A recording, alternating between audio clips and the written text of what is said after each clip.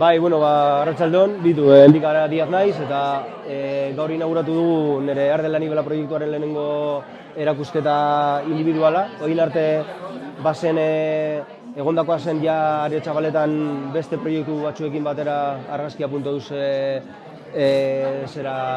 lehiaketaren baitan, bilakatu zen, hori guztia bilakatu zen erakusketartan.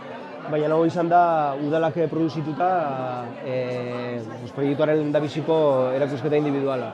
Niretzat izan da, egia esan dago pizkat gailenduta gaur, espero nuen baino askoz jende gehiago dago, eta izugarrizko poza bai sentitu dut, maite dudan jende pila bat dago, eta oso eskertuta nago, bai udalari, baita Andere Larrinaga kuadrari, nire bizitzako oparitu didan arreba honi erakusketako testuak garatzen lagundu dialako, eta azkenik bai Gustavo Brabori nire irakasleari nolabait berak gidatu delako proiektua lehenengo argazkitik eta hori da guztia.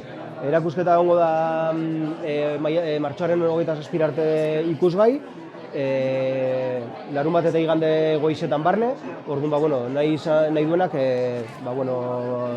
nahi duenak pasa daiteke ikustera, eta gero bai komentatu nahi nuen, bai hurrengo asteburuan, bai hemendik eta bi astera bisitak idatuak ere burutuko ditu dela, segurazki larun bat goiz baten eta igande goiz batean. Y ahora le doy la palabra a Endika porque nos haga una visita guiada. Ez nik uste olako historioek beti erakartzen dutela jendea, ez da, badirelako historio batzuk nolabait daudenak oraindik ere jendearen adimaren baitan, barruan, eta iraungitzen ez direnak, ez da? Orduan, bai, segurazki horren beste jende bildu izanak badaka zerikusia bereziki horrekin, ez da?